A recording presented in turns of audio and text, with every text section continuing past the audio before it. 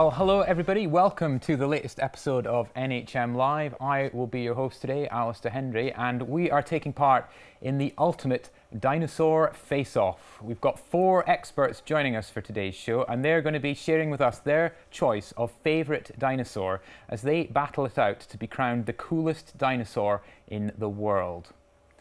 But what is your favourite dinosaur? Will you agree with our experts, or do you have your own choice for favourite one? If you do, let us know in the comments. Send us in your suggestions and, of course, your questions. We'll have 4 experts in the room, so this is your chance to put your dinosaur questions to them. Now, joining me, first of all, on the sofa is dinosaur researcher Susie Maidman. Thank you very much, Susie, for joining us today.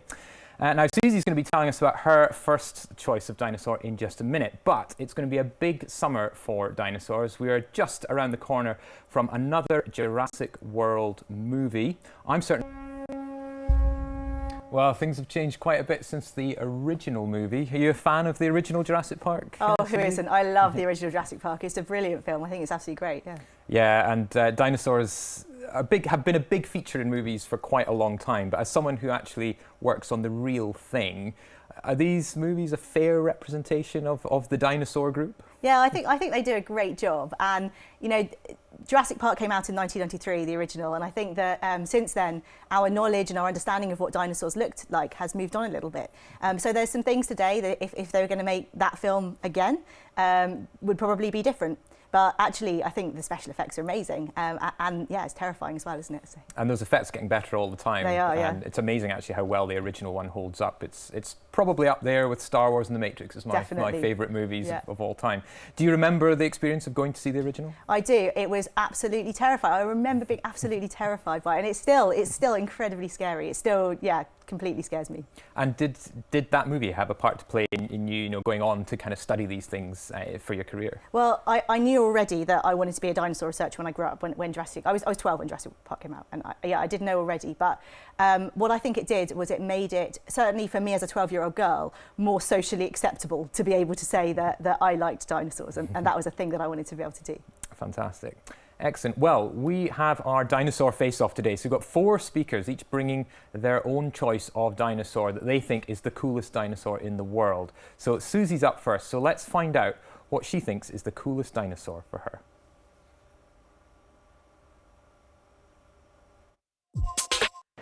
I think Stegosaurus is the coolest dinosaur. Now, Stegosaurus is a dinosaur icon. Every 7-year-old in the world knows what Stegosaurus is.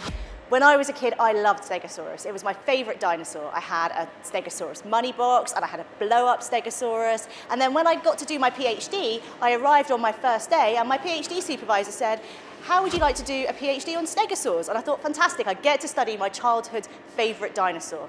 The Stegosaurus has these really odd plates that extend from its neck all the way down to the end of its tail, and the end of the tail has 4 really big spikes on the end. There's been loads of questions about what those plates might have been used for. One idea is that they were used for thermoregulation, and that means to help the dinosaur cool down when it got really, really hot. Because, of course, these dinosaurs were probably cold-blooded animals, so they couldn't really control their body temperatures very well. Stegosaurus means roofed lizard, and this is because when its fossils were first found, they just found the plates of the dinosaur, but they didn't know how they were arranged on the body, and they thought that maybe they were arranged like a turtle in a sort of shell covering the back.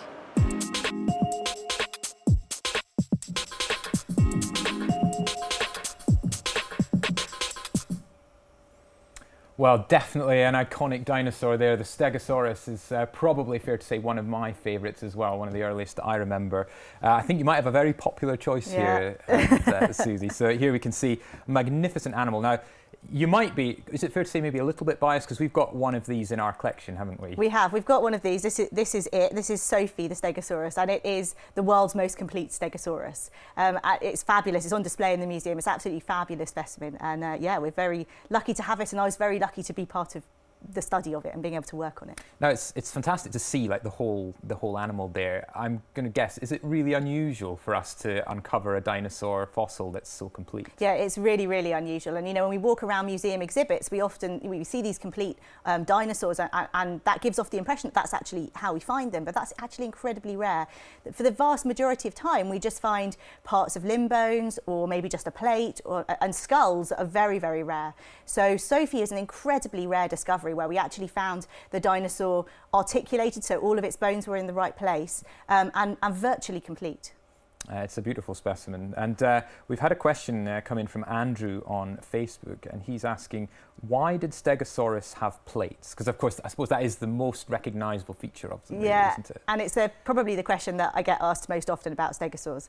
And really, we don't really know the answer, but it's likely, I think, to do with display. So this could either be to make the animals look more scary, so to try and deter predators, rather than protecting the animal like armour, to make them look more scary so that predators wouldn't want to attack them. And actually, if you look at a stegosaur without its plates on, it looks like a much smaller animal. They could also be for display to recognise members of the same species, so to make sure that they're mating with the right people. Right. The other feature, of course, that's very recognisable are the spikes on the tail. Now, there's a funny story actually about what these are called, isn't there? And you're not a big fan of the, I was going to say the nickname for these. Is that fair? Yeah, well, so there was a Far Side cartoon in which a stegosaur swiped a caveman and he died, and they became known as thagomizers. The caveman was called Thag, and they became known as thagomizers as a result of this cartoon. And people have occasionally tried to slip this word into scientific papers and things like that, and I just think that it's unnecessary terminology. I think they're spikes, let's just call them spikes, like we don't need this word. Tail spike seems like a fairly descriptive enough exactly. term. Do we need any more? Yeah. I love though that a simple cartoon, a little joke, has somehow caught on in the scientific community. Yeah. It's there we go. You can see it there. In memory of Thanks Simmons. Fantastic. We've got Mark on Twitter who's just said no competition, Stegosaurus is the coolest. So there you go. Mark. You've got a fan there. Andrew Brooks on Facebook, was Sophie a boy or a girl? Oh, that's a very good question. I guess we nickname it Sophie, you assume it's a girl, but do we know? No, we don't know. And actually, it's really, really difficult to tell the sex of any dinosaur. The only way that we can tell is that sometimes if a dinosaur is actually in the process of laying eggs, like in living birds, they lay down a certain type of tissue in their bones, and that tissue acts as a calcium reservoir for eggshell. And unless we actually find that type of tissue, then we know it was an egg-laying female. Then we can't tell whether it was a female or a male. So we don't know. No. So it's a bit of a mystery. Yeah. Now, obviously, you're battling out for coolest dinosaur. Now, some would say that intelligence is an important attribute to have if you're cool. Now, I've heard that Stegosaurus, probably not the cleverest dinosaur there was, had a very small brain. Is there any truth to that at all? Yeah, unfortunately. I mean, most dinosaurs did have relatively small brains for their body size relative to mammals. Stegosaurus had really quite a small brain, given its body size. It was probably about the size of a tangerine. And this is a fairly large animal, a few metres in length and a few tons in weight. So yeah, it probably wasn't the brainiest dinosaur, but volume isn't everything. Brain volume isn't everything when it comes to intelligence, I think. Well, it looks like it could hold its own against a large predator, we can see in the image there, so it couldn't have done too badly. So there we go. So that's Susie's choice, Stegosaurus, for the coolest dinosaur. It's certainly very recognisable, very iconic, and I would say it probably gets my vote as well. It's one of my favourites. But we've got another guest about to join us, David, and he's got a slightly different choice. So let's see what he chose. When I think about dinosaurs, what I'm really looking for is power and bulk. And for that reason, I've chosen this specimen from the collections, which is the femur or the thigh bone of a sauropod dinosaur called Jobaria. Now, Jobaria lived about 160 million years ago in North Africa, and it looked like many of the other sauropods, like Diplodocus. So it had a tiny head, like a relatively long neck and tail, and a sort of very bulky body. But unlike Diplodocus, its neck was a bit shorter and its tail was a bit shorter, but it had much longer arms, so its shoulders went quite high. So it looks like an unholy mishmash between a goose, a rhinoceros, and a lizard, which I think is pretty cool. But anyway, this thing is really interesting because of its colossal size. Jobaria is unusual among sauropod dinosaurs in that we know most of its skeleton from multiple individuals, so we have quite a good idea of how big it was and what it looked like. And the animal is about 18 meters in length and in the region of sort of 16 to 20 tons in weight, which is the same as 25 cows or 3 elephants. And this massive size and power meant that it would have been relatively impervious to any bratty meat eaters that wanted to try and attack it, and it could just swat them away like flies with its heavy tail or its big thumb claws. Now, despite this large size, this animal ate entirely plants, which I guess just goes to show that if you do eat your greens, you will grow up to be big and strong. Now, sauropods like Jobaria are very, very interesting because they're the largest land animals that ever lived. And the relationship between body size and the life history of an animal is one of the most important concepts in biology. So by looking at dinosaurs like this, we can see about the limits that act upon life and help us understand the fundamental rules that govern all of biology that much better.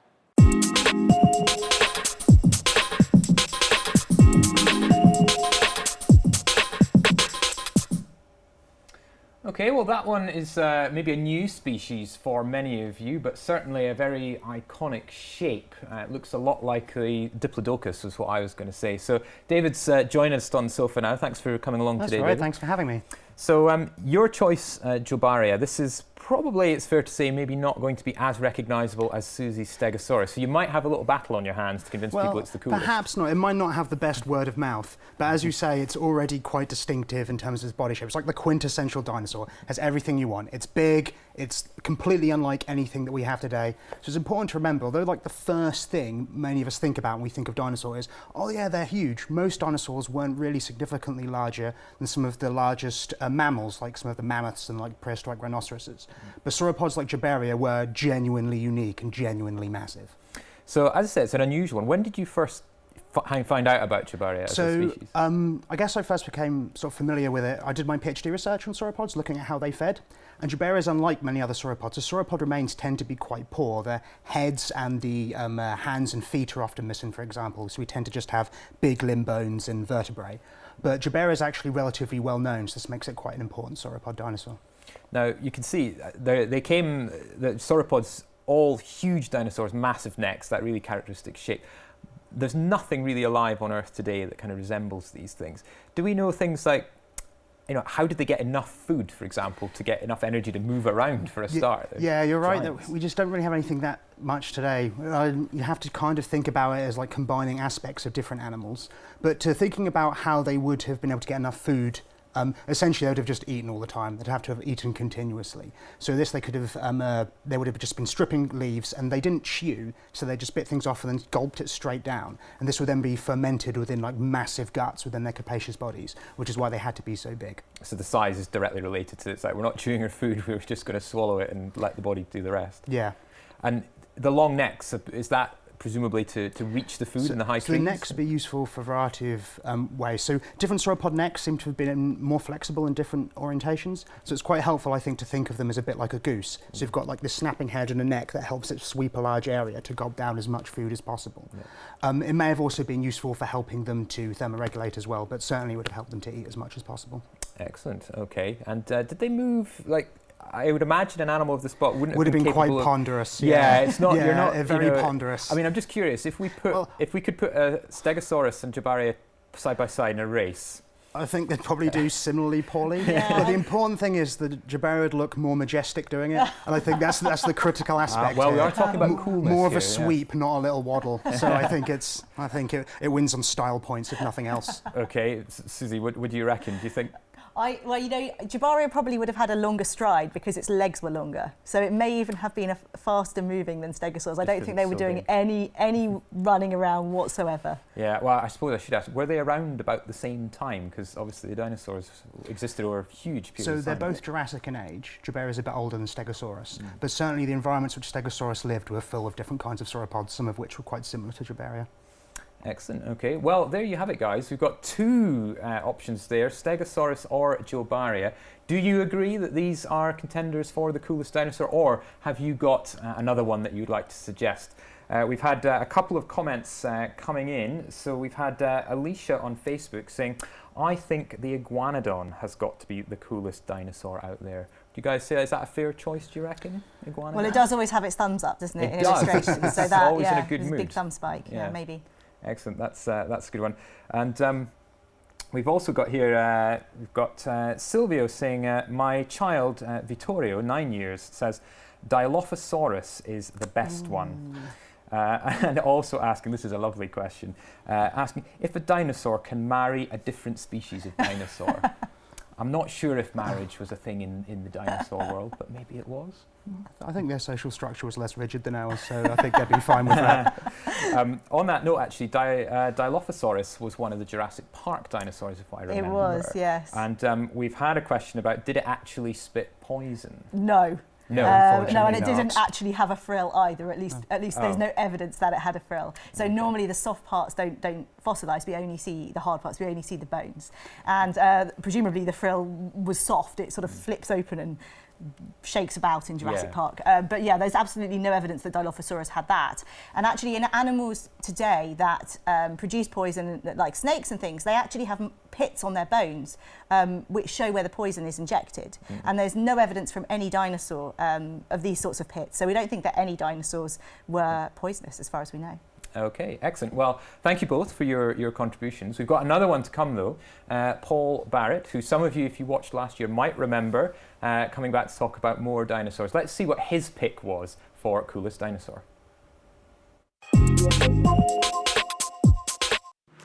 Perhaps my favourite dinosaur in the entire collection here at the museum is actually a rather small and insignificant looking animal called Lesothosaurus.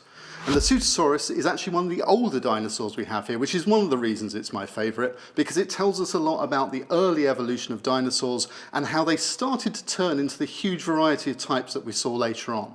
But it is pretty small and pretty unspectacular in comparison with some of the other dinosaurs you'll hear about, but it's special for numerous reasons. In addition to its very early age, it's also one of the first plant-eating dinosaurs, again showing how dinosaurs start to tackle different problems in their lifestyle. It comes from southern Africa, and it's about 200 million years old, so one of the very oldest and first dinosaurs in our collection. In addition to all of these things that it tells us about dinosaur evolution, it also happens to be a really cute dinosaur. It's small, would have made a fantastic pet, and would have been a great way at keeping your lawn nice and short.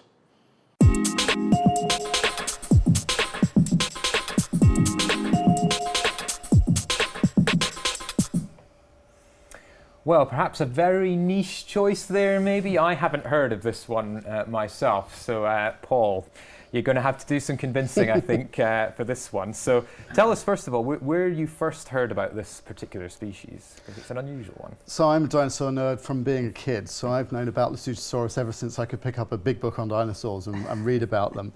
But I actually worked on Lesothosaurus during my PhD, and I've worked on it quite a lot since. So I've actually been one of the people responsible for trying to find out more about its anatomy and how it's put together and how it's related to other dinosaurs. Now, you mentioned it's a small one, a lot smaller than David or Susie's choice. Is that a common trait among a lot of dinosaurs, the small stature? It is. It's surprisingly so. I mean, when we think about famous dinosaurs like Diplodocus or Stegosaurus, the first thing we tend to think of is their massive size. But it's kind of obvious, right? It's kind of a lazy choice just to go for something because it's big and it's obvious. It's not a particularly interesting reason for picking a favourite or a cool dinosaur. But anyway, most dinosaurs actually extinct dinosaurs averaged about a ton in weight. But there are still a lot of dinosaurs that come in much, much, much smaller. And the smallest non-bird dinosaurs come in at only a couple of kilograms and only a few centimetres in length. So they really did span a very wide range. Now, we were talking when we mentioned the speed that Jobaria or Stegosaurus might move around, and it would probably be quite a slow race. If we could put this guy in, do you reckon it would be zipping along on the ground there? It looks like it'd be quite a speedy little thing. Oh, Jobaria and Stegosaurus would just be looking at the Lesothosaurus tail. It's as simple as that. These are effectively little dinosaur gazelles or deer. So these are genuinely nippy small dinosaurs, really long, elegant back legs running on just two legs. These would have been definitely racers of the dinosaur world. Now, you mentioned that they had quite a big part to play in our understanding of dinosaur evolution, which is an area that you're particularly interested in. Was there any kind of particular aspect of this species that really kind of told us something new about dinosaur evolution? Yeah, so it's one of these it's the first really complete bird-hipped dinosaur that we have. So it tells us a huge amount about how animals like Stegosaurus and Triceratops start their evolutionary journeys. It shows that those big, elaborately ornamented kind of later dinosaurs start their life as things that are a lot smaller, much less showy, and actually are bipedal on 2 legs only. And it gives us the first real insights out to how you start to build a plant-eating dinosaur. And then you can take that design and turn it into all sorts of different designs, depending on the type of ecology those animals adapt to. And that's, I mean, just out of the 3 that you guys have picked already, you're really seeing that variety in body shape and things that were taking form there. So this is really like the root of a tree, is it? And you're starting to see all these new forms taking place. Exactly. So this is the base, if you like, of the dinosaur tree, and very similar also to a number of the very early meat eaters in general proportions, general size and shape. And so this is, if you like, what dinosaurs do that's weird in comparison with other reptiles by coming up onto 2 legs, something that happens very rarely in the history of life. And as a result, it really does tell us a lot about how this big group that includes other less interesting dinosaurs like Stegosaurus and Jobaria actually started getting going. Well, we've got on the screen, we can actually see we were looking at the evolutionary tree of the different dinosaur groups, and you've actually done some work recently where that tree's changed through some of the work you've been doing with the species. Is that true? That's right, and it was actually because when we look at these early dinosaurs, they are actually quite similar to each other. The meat eaters are not so dissimilar to the plant eaters. So there are lots of ways in which they can be confused with each other, how some of their features evolve more than once in some cases, but other times it actually turns out that some of the things that we thought were unique to meat eaters are also in those early plant eaters. And by looking at all of those and weighing the evidence, we ended up with a bit of a rejiggle of the dinosaur tree that we're still waiting to see if we can convince all of our colleagues is a valid rejig of the dinosaur tree. But it looks like maybe some of these bird-hipped dinosaurs were something to do with the meat eaters rather than the meat eaters being related to the big long necks like Jobaria. Okay, well, that's a pretty convincing argument, I think, there, Paul. Certainly a significant species in the dinosaur debate, but not everybody agrees. Vince on Twitter says, Triceratops. This isn't even a debate. So there we go. Okay then. Well, let's move on. We've got one more speaker to bring in. Next up is Tom, and he's got a rather unusual choice for his favourite dinosaur. So I'm here in the dinosaur basement in the Natural History Museum to talk about my favourite dinosaur today, the penguin. Yes, I'm talking about those tuxedo-clad flightless birds from Happy Feet. And so yes, today we know that birds are dinosaurs, a group of theropod dinosaurs that originated in the Mesozoic. We've known that since the 1800s that birds are closely related to dinosaurs, ever since the discovery of the Archaeopteryx fossils from Germany. However, it wasn't until the 1990s when the fossils from China of bird-like dinosaurs and dinosaur-like birds were started to be discovered that we finally decided that birds are a group of theropod dinosaurs. And yes, birds are dinosaurs, and so out of the 10,000 living species of birds today, penguins are quite obviously the best dinosaur. There's 13 species of penguins alive today, ranging from the equator to Antarctica, but they actually have a fossil record extending back 60 million years until just after the end of Cretaceous mass extinction. Some species, like the Gen 2 penguin, can swim at speeds of up to 22 miles per hour. They have extra-dense bones, which helps them dive to depths of over 500 meters, but they've also got some pretty weird characteristics. So they can sneeze out salt, they undergo a catastrophic molt once a year, and Antarctic penguin colonies can be mapped from space by the amount of poo they leave on the ice. And so yes, penguins are amazing creatures, and they're dinosaurs, and therefore they're my favourite dinosaur.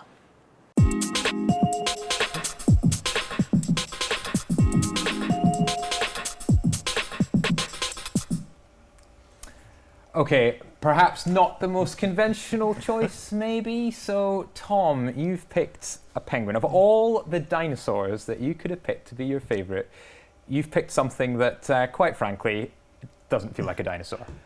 Doesn't, but we know now that birds are definitely dinosaurs. And what more than penguin could you choose as the best bird? Like I wouldn't argue with that, I have to say, yeah. So, I suppose, yeah, it's interesting that you talk about, we know that birds are dinosaurs. Is that a fair statement to make, that the birds that we see flying around, if people look outside now and see a pigeon walking past, they can say, there's a dinosaur wandering past me there. Is that a fair statement? Yeah, that's fact now. We, like I say, we know from some really quite cool fossils that birds evolved from dinosaurs and are technically a group of dinosaurs living today. And so we know that there's 10,000 living species of dinosaur alive today. Okay, so we can see our penguin there. He's definitely very cute. Now, of course, one of the characteristic features of modern birds is they're covered in feathers. Now, we've had a question from Michael. He's asking, how far back do feathers go in dinosaur evolution? And from evidence discovered, what sorts of colours have we found out? So, do you know anything about that? So, fossils like Archaeopteryx are about 150 million years old, and they have feathers that maybe not the exact same feathers we have today, but we know that they went back quite a long time, feathers for sure. I'm not too sure on colours, maybe someone more experienced might know. Paul, do you So know there are a this? couple of examples of feathered dinosaurs where it's been suggested we might be able to get the original colour by looking at tiny microscopic details of those fossils, which give evidence of the pigment cells themselves. So there is some suggestion that one or two dinosaur species we actually know the colour, but the colours generally tend to be quite dull, so usually blacks, browns, and sometimes a sort of buff gingery colour. Okay, well, do you know, dinosaur colours are a really exciting thing, because I remember when I was a kid and I was reading books and stuff, and people were telling me, you know, we know the kind of shape of the dinosaurs, but we'll never know the colour, because all we've got is the bones left behind in the ground. And it just shows actually what, as technology advances, that the more we're starting to understand. Now to the point where, you know, you can come on and say, yeah, penguin, legit choice of favourite dinosaur. Excellent. Well, what do you guys think? Do you agree that Tom is right, that penguin is the coolest dinosaur? It's certainly from a very cool part of the world. Whether or not that makes it the coolest dinosaur, well, that's up to you guys. Let us know in the comments which one is your favourite. Is it one of our choices? Is it the penguin? Is it Jobaria? Is it Stegosaurus? Or is it Paul's, how do you say yours again, Paul? Lesothosaurus. Lesothosaurus. I can't even say it. It's such an unusual one. So let us know. But we've had a few questions, things coming through. So I was, if it's all right, guys, I was going to just ask you a few questions here, and you can let us know what you think. So Watch Wossy on Periscope. What's the silliest name given to a dinosaur species? That's a good question.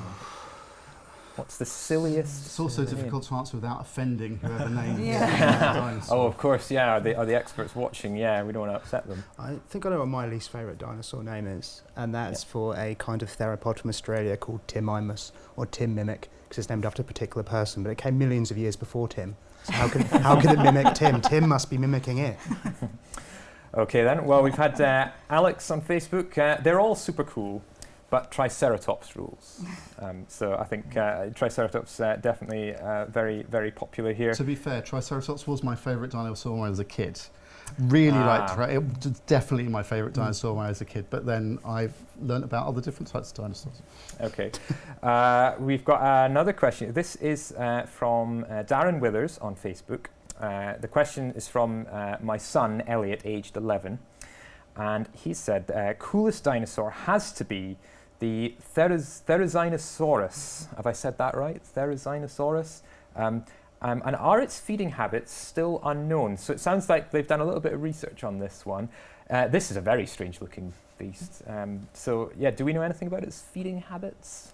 Anyone? So therizinosaurs seem to have been, although they're theropods, so within the group that we normally think of as meat eaters, they seem to have been primarily plant eaters. So their teeth are very much like those we see in other plant-eating dinosaurs. And similarly, it has a beak at the front of the mouth too. And if you look at the bones of the main body, you can see these massive like pot bellies to help them sort of stew all this plant matter. So it might have been, especially when they're younger, they might have had some animal matter, but they seem to have been primarily plant eaters. But it is a cool dinosaur. It's a really weird dinosaur. It's one that we found a lot about more recently as well. So that's a decent pick. I think if you're going for Therizinosaurus, Segnosaurus is the best one, but Therizinosaurus is also still pretty good. There you go. Okay, yeah, so a good pick there. That's an interesting one. Carol on Twitter is suggesting Dinochirus. I hope I'm pronouncing these right. I'm looking at these coming through, and I'm like, they're not spelled out phonetically. Just because it looks so darn weird. So, are you guys familiar with this one? Is this? Do you think this is a worthy? This is the massive arms, right? Yeah. So we have them in the dinosaur gallery here. Now, it was known from just this absolutely enormous pair of arms with these terrifying claws on. Dinochirus, does that mean terrifying claw or something like that? Yeah. And. But then fairly recently they found the rest of the animal. And is it a therizinosaur or something like that? It's an ornithomimosaur, yeah, okay. So yeah, they found the rest of the animal and so we know it now not just from its arms. Okay, excellent. Now, I think, if I'm not mistaken, Tom, you might like this one. Emma on Twitter has just said, no, you're all wrong. Obviously, the coolest dinosaur is Ankylosaurus. And is this is a species that you're familiar with, is that right? Yes, I'm doing my PhD on things like Ankylosaurus and Stegosaurus, and it's a fairly good choice. It's a big walking tank of an animal. Yeah. Kind of really slow. It's better than Stegosaurus for sure, but it's a good one. Ooh, better than Stegosaurus for sure. Well, do you know what? I want to put in my choice of favourite dinosaur, because it seems unfair that you guys all get to do this. So I'm going to put in my one as well. My choice of favourite dinosaur is Yoshi from Super Mario. Now, let me tell. I'm not. There's a reason for this. There's some thought gone in here. So Yoshi is a remarkable animal, discovered back in 1993 in Japan. And we've discovered that it had incredible egg-laying ability. It was able to pop out these eggs really, really quickly. And we even found evidence that it could throw the eggs at predators that were threatening it. It was omnivorous. It could eat fruit. It could also eat other animals. But perhaps most remarkable of all was it was actually spotted driving a go-kart through central Tokyo. Would you believe? So, honestly, if you're looking for the coolest dinosaur of all, I think we've got a winner there, surely. It's driving go-karts, you could say. Okay, well, thank you very much, guys, for your comments and questions. I'm going to go just a couple more before we finish up. Do keep voting if you want to vote for one of our experts' choice. We've got Endres on Periscope says, why does the NHM continue to call Mantelodon as Iguanodon in most of the exhibits? I'm wondering if this is actually a reference to Mantellisaurus, not Mantelodon. Why do we continue to call it Iguanodon? Actually, Paul, do you want to chip in on that? Hopefully we've changed it all now. Right. So as far as I'm aware, everything that's genuine Mantellisaurus out in the galleries is now labelled as Mantellisaurus. But there may have been a period when there was a bit of a mix-up and a bit of overlap while we were updating those to take into account the fact that some skeletons that used to be called Iguanodon now have a different name because they were recognised as distinct species. But I think after a couple of years of going around and double checking, I think we've now got all of the ones that are genuinely Mantellisaurus, and the ones that are still labelled Iguanodon are probably meant to be actual Iguanodon. Right. But could be wrong, so don't sue me if I that's... suppose it just shows you how our knowledge is changing all the time, and it's hard to keep up with the changes sometimes when it's happening like that. We actually have the most beautiful specimen of Mantellisaurus on display as well now. So a really lovely, complete specimen in the central hall. It's really beautiful, and it's the holotype of Mantellisaurus, which means it's the one that holds the name as well. So it's a very special specimen indeed. More comments coming through. We've had another one from WatchWassi on Periscope. Loving the penguin facts. Move over Stegosaurus. So well done, Tom. You did a good job. You did a good job there. I'm also pleased to say that Yoshi has apparently got a vote. Thank you very much, Chrissy on Facebook, for your vote for Yoshi. Now, we've currently got Penguin and Stegosaurus are neck and neck in the polls on Facebook, so well done. I'm going to take another question, this one from Andrew on Facebook. What was the smartest dinosaur? So, if we're going by Jurassic Park as our sort of guide, then the Velociraptors were pretty smart. Is that true? What was the smartest dinosaur? Well, the smartest dinosaur probably is actually alive, and the smartest dinosaurs are probably Caledonian crows, which actually make tools and are capable of problem solving, and are actually a lot smarter than a lot of mammals. So the kind of the clever answer, if you like, is it's a crow or maybe a parrot. But in terms of extinct scaly dinosaurs, it's probably something like a small meat eater, something like Troodon, which has a very, very large brain in comparison with its body size. But obviously we don't know if they could open doors or program computers or the other sorts of things that apparently they were capable of in Jurassic Park. So. Yeah, and with the new movie coming out, I think they're going to be capable of an awful lot of things. Let's see. Another question, this one's come from Madeline on Facebook. This is about how we decide which museums the dinosaur specimens go into, because I suppose there's museums all over the world with we're lucky that we've got the lovely Mantellisaurus and the Stegosaurus, but there are other species as well all over the world. How is it decided where they all go and where people can see them? It's not really about decisions, I don't think. It depends on who works where. So, for example, if we go out and do some field work somewhere and collect a dinosaur fossil, if it was from the UK, then we would bring it back to the Natural History Museum, which is a public repository, and it goes into our collection here. And that means that anybody can apply to come and see our dinosaurs, and they will be here, and all of our specimens, of course, and they will be here forever. So the specimens that were collected by Darwin, specimens that were collected by Richard Owen, these are here in the collections here now, and we can go and have a look at them today. And the same will be true for hopefully for the specimens that we collect and bring back here. If we collect specimens in some countries, so if we go over and do field work, say in the US, then it tends to be the rule that the specimens stay in the country where they're found. There's some exceptions to that, and some countries allow you to buy or sell fossils from their land, but a lot don't. So they tend to go to the nearest place or the place where the local dinosaur worker works, really.